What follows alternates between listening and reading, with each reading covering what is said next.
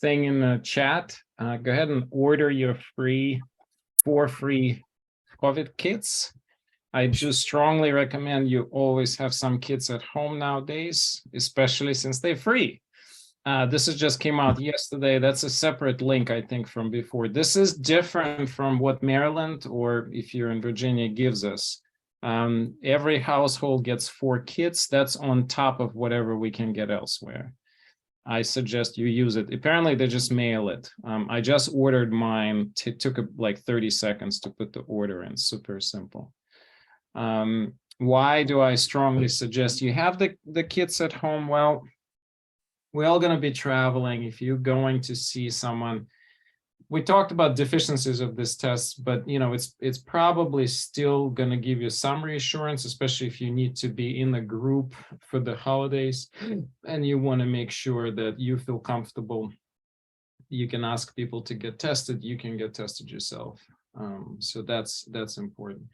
COVID is on the rise. Unfortunately, hospitalizations are beginning to come up. It sounds like that if the last 4 weeks were more RSV and flu, now those are beginning to decline in numbers, and we're seeing more COVID. I see the steady stream of COVID patients is just kind of continuous, and so far I only had 1 patient hospitalized, and it wasn't my patient I was covering. So I don't really see the increase in morbidity. I see just the number of cases, but most of it is pretty light. Now, of course, most of my patients vaccinated, so I don't know if the mortality and morbidity is more among vaccinated versus not vaccinated. So but I'm guessing that just generally, even though strains are getting more contagious, but they're not getting more virulent, which is a good news. Plus, of course, most of us at some point either already had a vaccine or had flu or had COVID or both. So I think that's also important. I think that's all I have for the updates. So questions, Suzanne has a point. Do you want to just unmute and say your comment on DC kits? Yeah. I sent in for the U.S. government kits, the USPS address yesterday, and with it I noticed that there was a link to how to check the the extended expiration date of your current kits. Don't worry about that. No, well, let me tell you what I found out. When I went through all the kits I have, and I have a lot because I get one every time I go to the library in DC, every single one of them had an expiration date, but I looked on the extended ones, and even on the extended ones, I don't go beyond February 2nd. Don't worry about that. Okay. What they're expiring, quote unquote, is a preservative, which is not actually appropriate. I think they were concerned early on that those preservatives don't have a lot of life, but I don't know. I would be quite surprised that a lot of these expirations are set when there is an uncertainty, when they simply did not have time to shelf test the products. So they will stick some of this very conservatively. But the reality is we know that most of the kits like this, their life is way probably years compared to a few months that they give you. So I would not if you have non-expired kits, use it. If you don't want to use expired kits, please don't throw them out. That I'll tell you for sure. Donate them, bring them to the CIM, whatever, but somebody will find use for them. It's a good question, though. Good point. All right, let's see. Anyone see the study on how long COVID is deadly? I'm not sure what that means. What do you mean, how long? It will be deadly as long as it stays around. I'm not exactly sure what this means. Do you want to, Al, do you want to unmute yourself and ask this? Because I think it's how long COVID is deadly as opposed to how long COVID will be. No, I understand, but it still doesn't make sense to me. It'll be deadly. It just like flu every year kills people. I'm not sure. I mean, will the mortality decrease over time? Probably. We're seeing this because the treatments, Paxlovid and vaccination. But I don't think we'll ever get to a point Yeah, Misha, I don't think you do understand. I think he's asking about people dying from long COVID as opposed to dying from acute COVID. Acute COVID. Oh, yeah, that do people die from long COVID? I mean, I think that's the answer is we're yeah, it's an interesting question. I mean, I think they probably do because it's a chronic, it's a chronic condition that's probably increases mortality, but I don't think there's a data.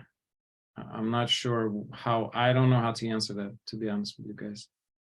It's a good question. Another good question from Al. Can you please speak to the whole immunity debt argument on what the relation is with COVID and other viruses like RSV? Is COVID making us more susceptible to other viruses now? Probably not. I say that the reason we're seeing RSV and flu is because we didn't see them last year, and it's pretty well known fact that if you skip a year, the viruses tend to because the immunity quickly wanes down, and so next year there's just more infection. I think that's what. It's interesting question. Like actually, the bigger question is, COVID or coronavirus generally as a class of viruses is very big. So will we generally start seeing way less overall colds going forward because we'll have a partial immunity against the common colds, since about half of them are coronaviruses, especially the ones that are later in the year? I don't know. I think those are the really great questions, and unfortunately, I'm not sure anybody have any answers. I will tell you though that probably in some way in the long run there could be some immunity benefit, because as you seeing the viruses over and over, at least theoretically, the body should be able to handle a broader variety of the same class. But it's a theoretical statement. I don't have any proof of that. Of course, you also have to be worried what will happen if some of these other viruses will start getting more virulent. But I mean, all right. Cases in the rise in this area, yes. Cases are on the rise at every area. The biggest states, I think, are right now Connecticut, Idaho, and a couple others where the spikes are quite significant. And some states, Connecticut, there's an article about Connecticut, they're seeing 60% increase in hospitalizations with COVID. So it's definitely going up slowly. What about the other direction? For example, as Jennifer asks, if you'd had the flu, is there then effect on your susceptibility to having COVID, especially, and then I'd add editorially, especially that they're both coronaviruses? Well, flu is not a coronavirus, just to clarify, it's a different virus. But I actually don't know. I think that you would think that the person would be more susceptible during the acute flu, right? Because the immune system first goes higher, like you have the activation, but then as you recover, there's a potentially drop. I don't actually know. I'm not sure if anybody looked at some of the statistics very closely, but we're definitely seeing, when people get in parallel several viruses, those patients tend to be sicker. Like I've seen a couple of people with flu and COVID at the same time. Again, no one ended up in a hospital so far, but I have definitely seen that because we've tested the patients and then the test came back positive. Now, does that mean that somehow in the future we will start seeing more of this double or triple? I don't think so. I think it's just going to be this weird year. What will happen next year? I don't know. I'm asking about the other direction. If you had a flu, any effect on the COVID? Right. I think I answered that. Don't know, basically. Have symptoms changed for BQers? There are some changes. That's a great question. Thanks, Benita, as always. So there's an increased number of GI symptoms again. I think it is a BQ actually. Is it BQ? No, I don't. Sorry, I had a hard vacation. I can't remember some basic facts nowadays. So I'll have to look that up. There's definitely some change, more GI, more diarrhea. And diarrhea, I had few patients with COVID. Diarrhea lasted for many, many weeks after COVID resolved. So just keep an eye on that. All right, I think I have my signal here. Dr. Frame, take it or take over. Great, thank you. Hello, everyone. Excited to be here to talk to you. And I think you're going to like what we're going to chat about. And I'll keep it very relaxed. So, there's no slides or anything. I do have a video I'm going to show you, which I'm excited about. But we're going to talk about blood sugar control and your health. So first, I'm going to have a pop quiz. So what causes diabetes? You can put it in the chat. What causes diabetes? And I want everyone to not feel bad if you get this wrong, because medical students, PA students, they get it wrong all the time. So you will not be alone. Type 2, very good question, Elizabeth. Thank you.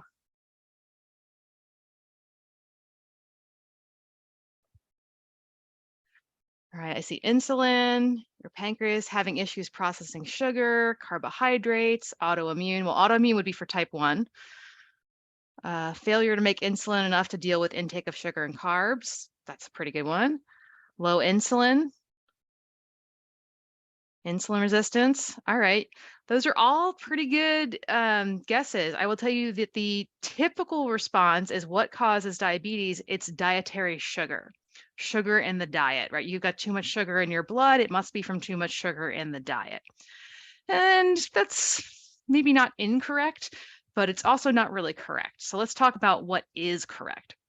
So a review that came out this year that looked at all of the literature showed that the evidence actually points to overweight and obesity, and then the chronic inflammation that go with those as actually being the major contributors to the development of diabetes. So not necessarily sugar in the diet. But what does that mean? Does that mean sugar's off the hook? No, that doesn't mean sugar's off the hook. While even complex carbohydrates can change your blood glucose, they can have a blood sugar spike. They do this slower than sugar and refined carbohydrates like processed foods. And that chronic exposure to this rapid blood glucose swings actually increases inflammation. And inflammation can contribute to chronic diseases such as obesity and diabetes. So that's part of what connects the sugar to diabetes and why a lot of people think that sugar in the diet actually causes diabetes. Interestingly enough, though, there is a direct correlation, a link, so not necessarily a cause, with sugar sweetened beverages and diabetes. So things like soda, sweet tea, those type of things that are heavily sweetened have been linked to diabetes. And I'll talk a little bit more about why that might be. The other mechanism for sugar sweetened beverages and diabetes, other than these blood sugar spikes, is that refined carbohydrates and sugar, especially sugar sweetened beverages, contribute to overconsumption of calories. And having too many calories in your diet, what does that cause?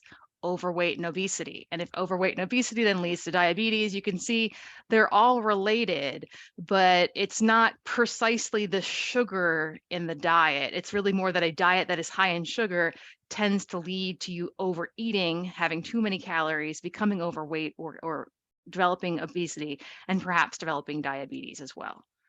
So I hope that makes sense what the difference is. I mean, insulin resistance is absolutely important. That is a large part of what type 2 diabetes is. And I'm very impressed with all of you getting that as sort of what causes type 2 diabetes, but it's really more of the symptom than the cause of type 2 diabetes. What happens is you get the inflammation, you get the overweight and obesity, then you develop the insulin resistance, and then that manifests diabetes.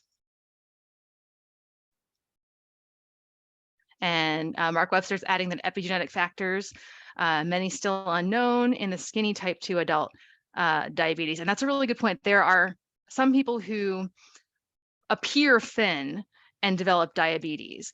And if you look at their body composition, actually what happens is they're what we call skinny fat. So they're people who have a low muscle mass, and they actually have much more body fat than you would imagine just from looking at them.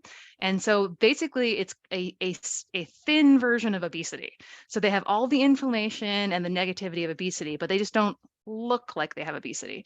And a lot of that is really, it's the inflammation, which leads to the epigenetic factors. Do processed foods have lots of sugar?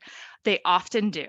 And that's also a potential, what we call a confounder, something that makes it difficult to understand this relationship, because we know that processed foods lead to overeating, and people that have diabetes often overate and typically have processed foods in their diet, but is it the processed foods that's causing it?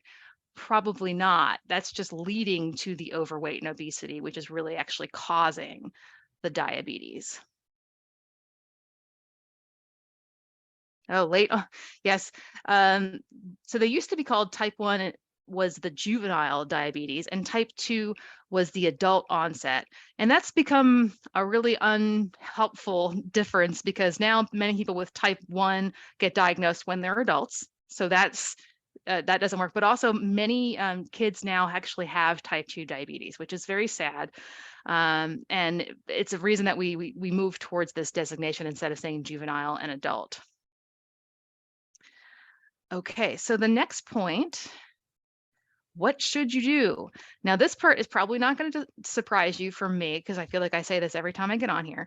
But the literature clearly shows that a diet based on plants, we could call that a plant-centered diet or a plant-forward diet, with minimal processing and a lot of variety is the most beneficial for health, and it's protective from disease.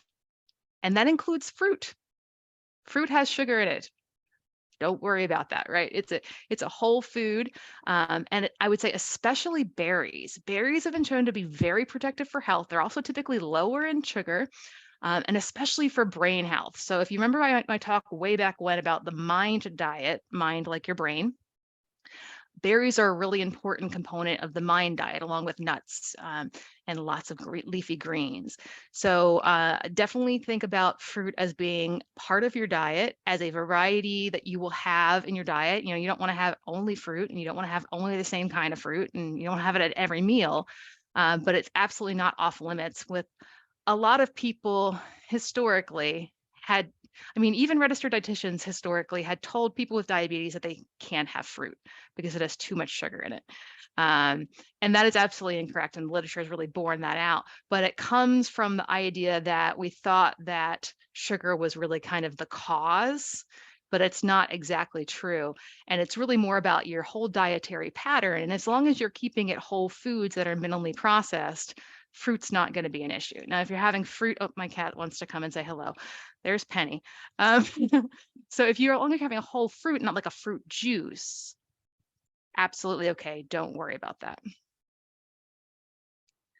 There's a comment about milk sugar. I'm not really going to get into that because I feel like that's kind of a different animal, but yes, milk does have sugar in it. It's called lactose, and people who are lactose intolerant cannot digest that sugar, and that can cause all sorts of problems, one of which is inflammation, right? So that's definitely not a good thing. If you are lactose intolerant, do not be ingesting lactose in dairy, or at least try and use your Lactaid so that way you're reducing that inflammatory response. Okay. So I kind of alluded to this. If you have a high fiber diet, so a high fiber diet is like what I just described, a diet that is high in plants that are mostly not processed, it will actually help you feel full. And when you feel full, that diet's going to basically be helping support you maintaining your weight or even losing weight so that you're maintaining a healthy weight. And that is really going to help with preventing diabetes. So I would say a high fiber diet is also a way to describe a diet that will prevent diabetes. And now I've got a question from Elizabeth. What are health indicators for diabetes that are not weight related? I'm not sure there are any that people would commonly be aware of. Obviously, A1C is what we talk about with diabetes, and that's really an indicator of your ability to control your blood glucose. Everything else is going to be inflammation related. Most of it's done really only in the research literature, not even in the clinic. But if you are getting a clinic panel, when you see inflammation, you're typically going to see something called CRP, C-reactive protein. And that is a measure of acute inflammation. So like what's going on right now in this moment, not necessarily long-term inflammation. And there's a lot of arguments in the immunology field as to whether it's actually useful because it is so acute. It's like what's happening right now. And there are other markers like AGP that act over a longer period of time, but that's what we use in the clinic. So that's what we have. The other one you might see would be IL-6, which is something called a cytokine. And a cytokine is a chemical that your immune system produces to cause a response. So when you get an infection like with COVID, you want your immune system to turn on. You want that inflammatory response. It's really important. The key then it would be turning it off. And that's what we don't see in things like diabetes. It's this chronic inflammation that never gets turned off. And that is what is really detrimental.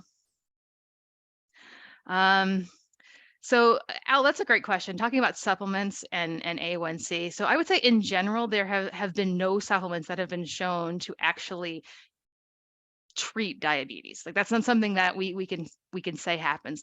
Now, some of them will support lowering your A1C. And how are they doing that? They're basically anti-inflammatory, right? So you talked about curcumin, and they're helping with the inflammation. The other thing is there is actually some literature out there about a probiotic that contains Akkermansia muciniphila, and that actually can help lower blood glucose. And they are showing that through continuous glucose monitoring, but it's really early days.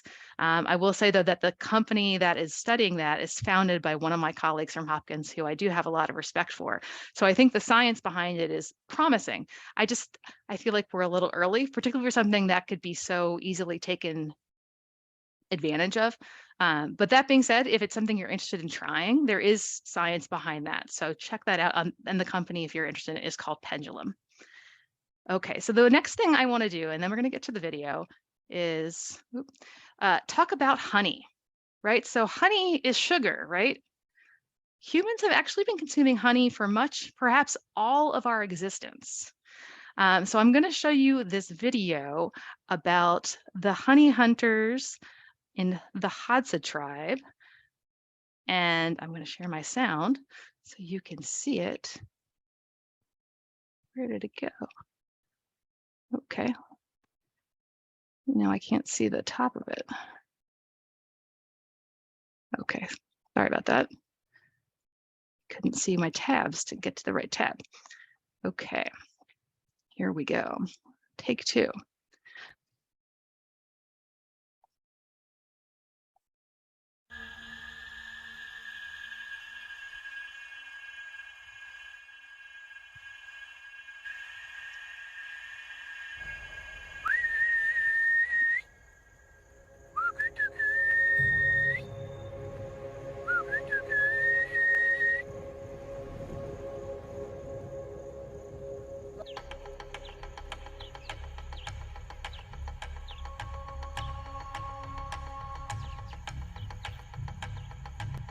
No hazane e tlaatiata na ishi e tlaana na chitako o na kana kwaka o popoko nganako manako na seme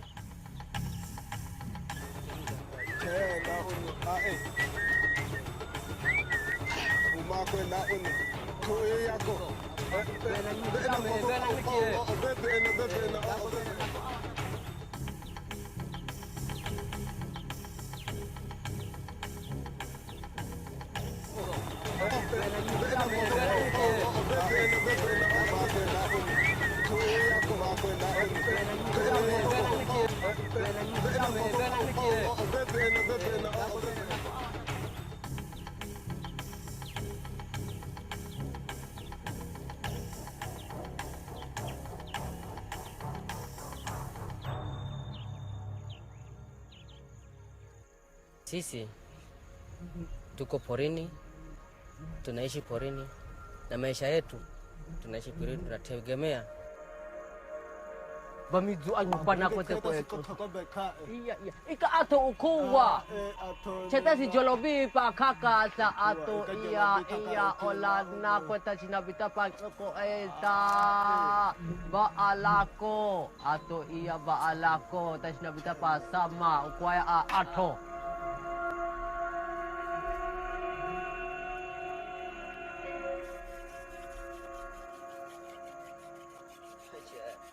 Quay quỳ quay ya obiche.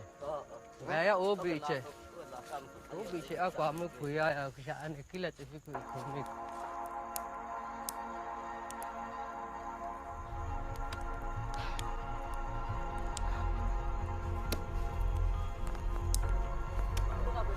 Oye.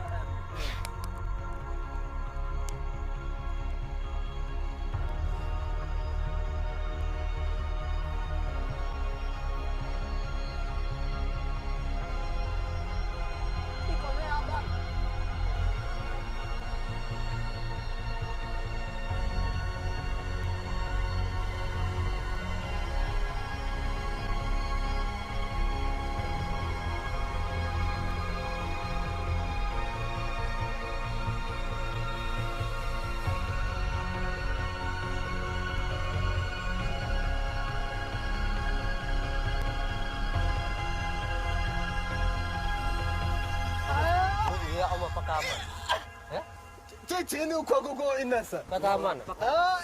Iya, macam ni ya.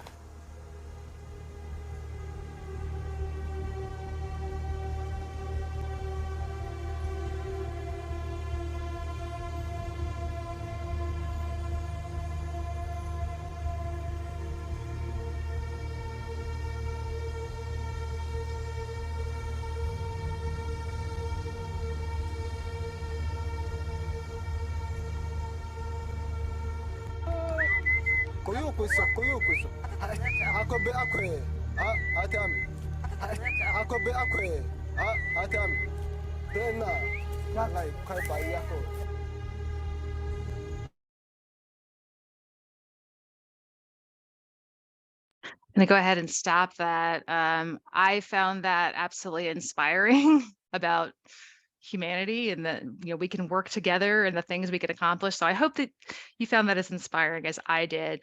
And just to round out our conversation about honey, I wanted to talk a little bit about the science. So a 2022 systematic review and meta-analysis pulled 18 controlled trials of honey. It actually showed that honey, especially unprocessed raw honey, and I think that's actually crucial in this, may actually improve blood sugar control as well as blood lipids, which contribute to other chronic diseases such as cardiovascular disease, as well as stroke and heart attack.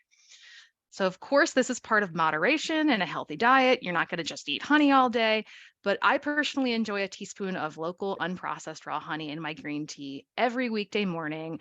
And I feel very validated about that with this recent study. So I wanted all of you to know that and to not be terrified of sugar, which I think some people right now really are. I don't think I have time for questions.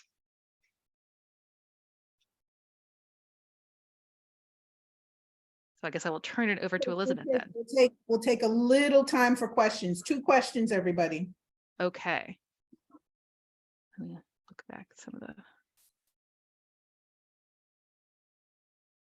the.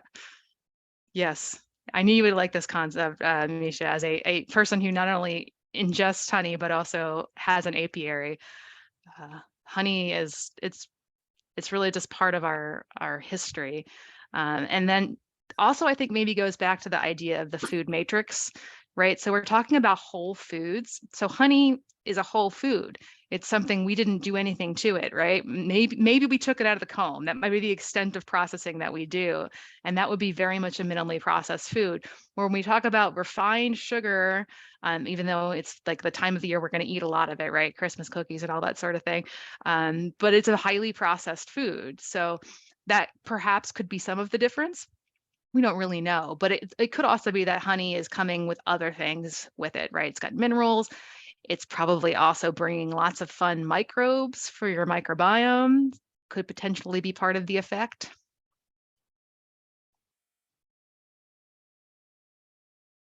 All right, I don't see any honey related questions. I think everyone's just so like taken aback from how wonderful that video was.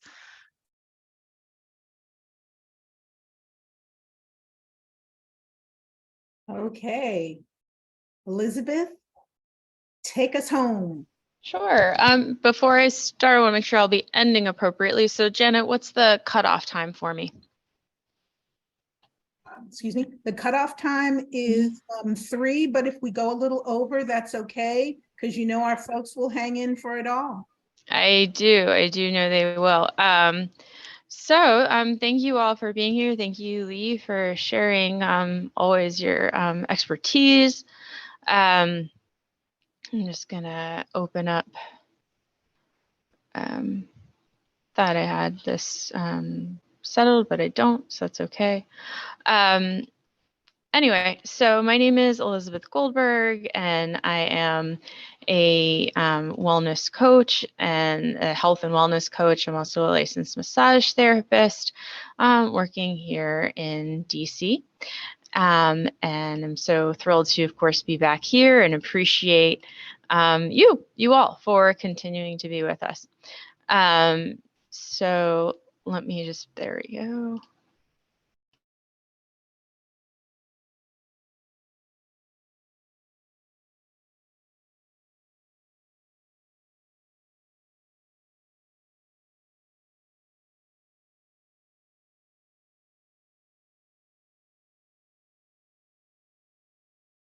Liz, you're muted. You're muted. Am I, this working now? Yeah, that's good. Perfect. Okay, great. So I will just not use the slides because I think that might be messing me up. So as a massage therapist, I don't use Zoom as much as others. In any event, so I'm a health and wellness coach. I am a licensed massage therapist, and I'm thrilled to be here in DC. I'm thrilled to be here with you. So first, if you could all get out a pen and paper, that'll be part of our exercise together today. And just thinking about and reflecting on not only things that are bigger than ourselves, but also positive psychology and gratitude. So these are, in my coaching practice, I ask people to create their own definition of health and wellness, and that can be different. It is absolutely different and unique to each of us. Health is multifaceted: mental, emotional, spiritual, physical, relational, occupational. So this, is really at your discretion and what feels the key to what we're all seeking. At least I know something that I seek is to have some balance. But it's not inherent and it's not automatic. It's something that has to be cultivated. And I'm sure that can be cultivated in each one of you. Some go-to strategies for thinking about resilience, for thinking about how to exist in times that are difficult, the ones that we're in right now, is to do positive psychology, gratitude work, and thinking of things that are better than larger, than oneself. So the first, going on my own slides here to remember, my first question for you is, what is going well? What is bringing you joy right now?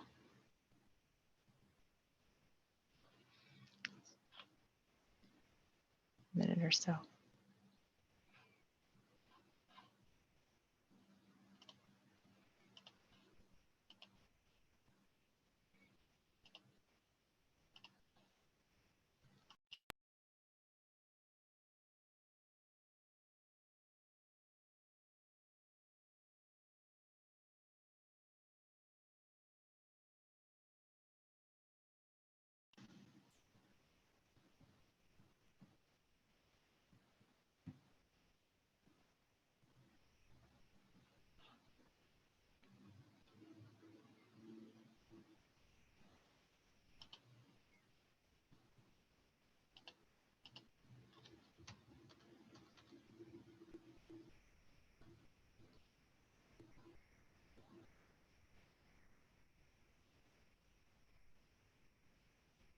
This could also be a drawing.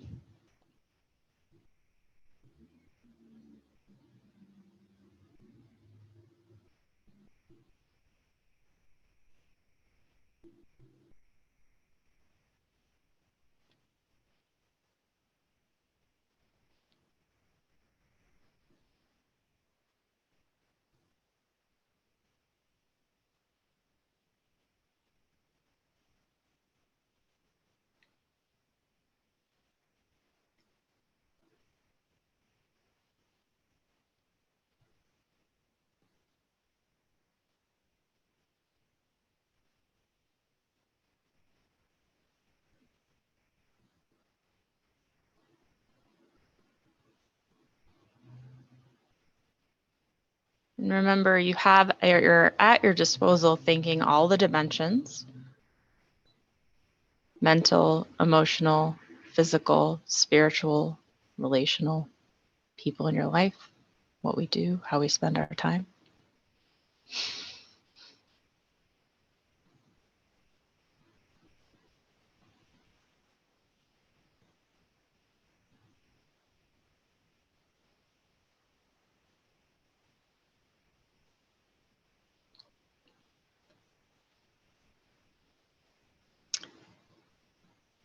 As you continue writing, I'll add a next prompt of, What are you grateful for?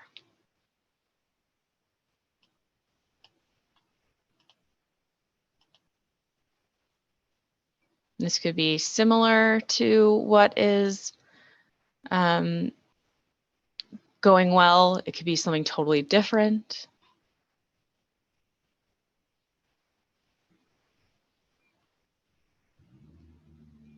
Leigh, I love that you're going to run out of paper. That is awesome. Well, that is a figure of speech because I am doing digital paper, but yes. Yeah, no, it is the digital, that is awesome.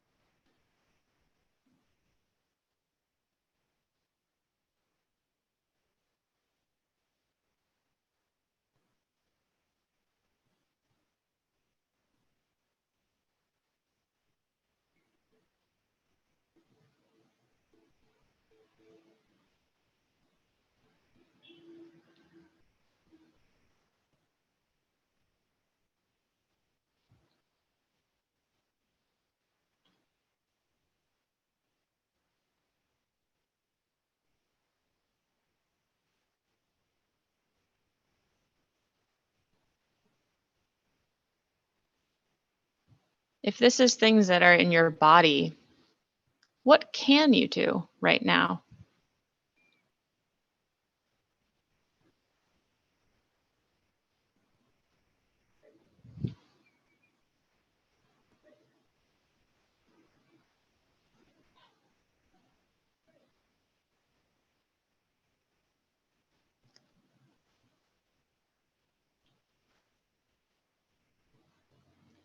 As you continue writing, kind of the next prompt, who are you grateful for? And this can be yourself. This can be the strength that you bring.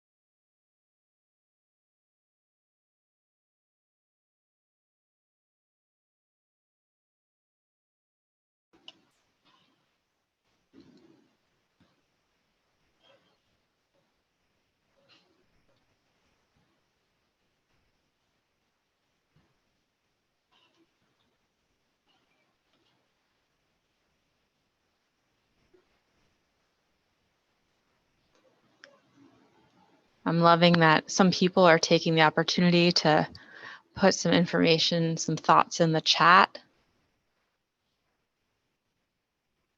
It is always interesting and inspiring to see what others have to say, feel, think, embody.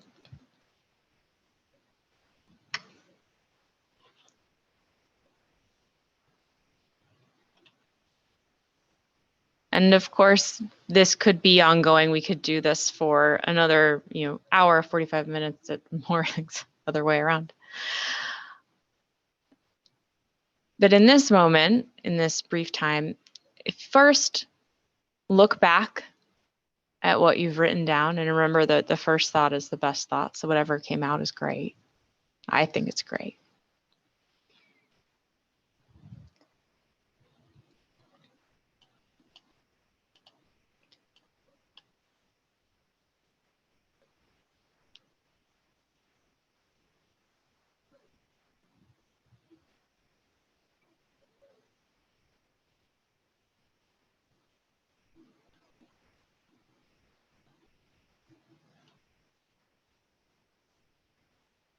And then next, now that you've seen that, what are you going to do with it? What are you going to do with that information?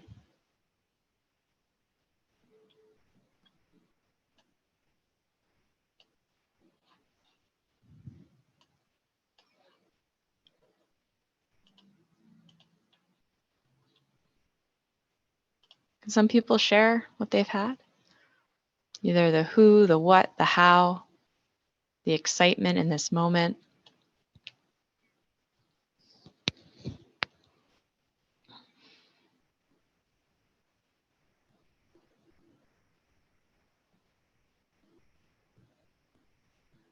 Another way for this final question of what are you going to do with it, which is pretty blunt, could also be what could we collectively put out there for others to receive?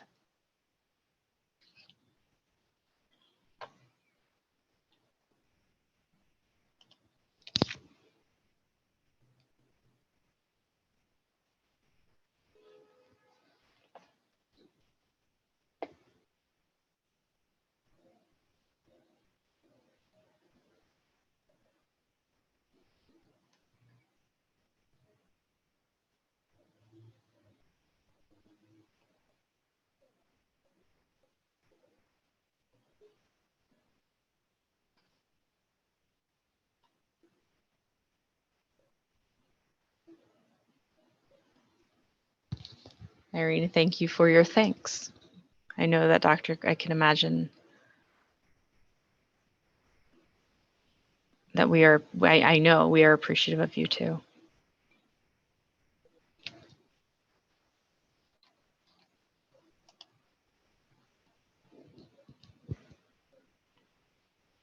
I'm also grateful for the moment, Elva.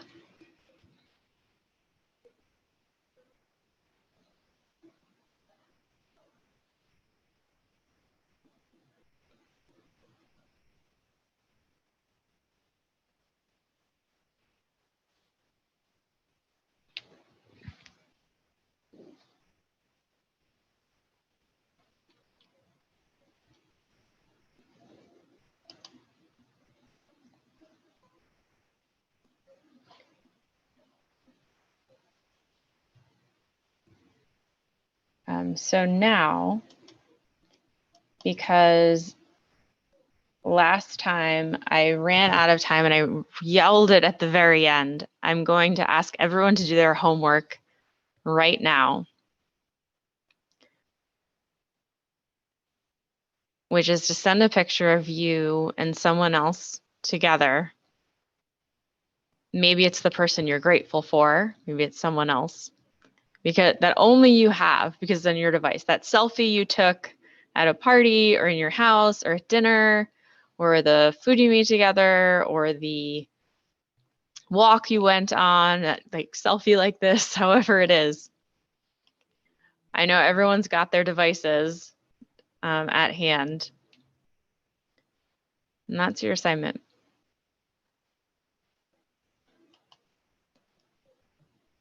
So Irene, you can just take your phone and you can find a picture. Maybe it's on your computer and you want to email it to someone. I think that's kind of device specific on how exactly to do that. But I think the idea here, and it can be like, it doesn't have to be a photo. It can be a text. It can be an email. It can be anything.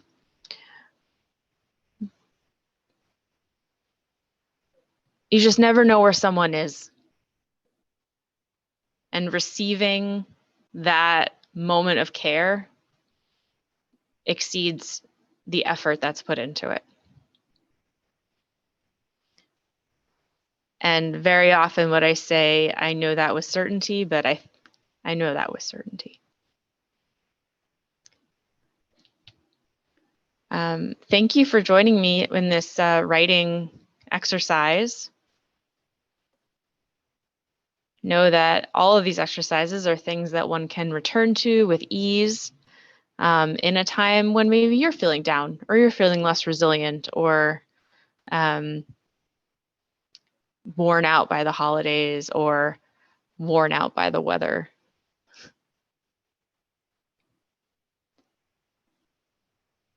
Would anyone like to share anything they came up with?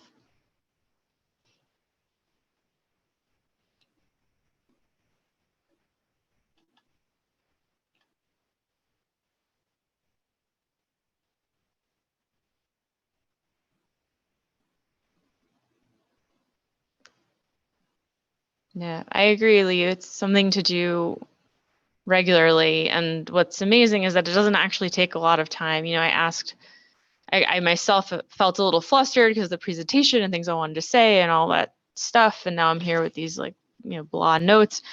But it really didn't take a lot of time to just think about what one is grateful for and who you're grateful for and to let them know.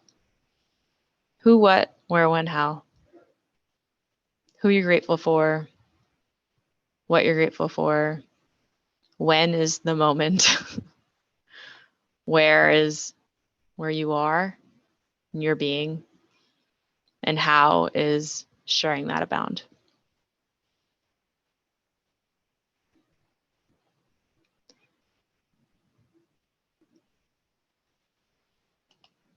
So I think that's, please continue writing in the time that you've blocked off for this mindfulness experience together. But I think that's all I have to say and offer in the spirit of encouraging you to go forth with the tools that you have.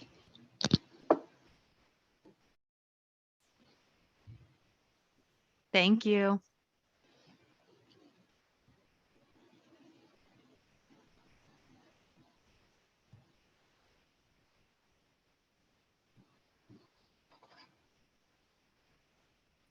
So Misha, do you want to, do you have any last thoughts before we leave? Well, thank you, Elizabeth. This is always very refreshing, and I took some notes. I actually didn't have an answer to what's next. I think that's okay. Kind of put it on my shelf here for me to look at. I think this is the exercise that we have to do a lot more often than a couple times a year when Elizabeth comes. Yeah, well, so we're not going to have next 2 meetings, right? Because it's the holidays. Correct. So we'll see you all on January 6th. I hope everybody have wonderful celebration of Christmas, New Year, and whatever else you're celebrating. Stay safe, stay sane, eat whole food. Don't eat too much honey, actually. I love honey, but it's easy to overeat. And Happy New Year, everybody. We'll see you next year. Thank you, Dr. Frame. Thank you, Elizabeth. Thank you, Elizabeth.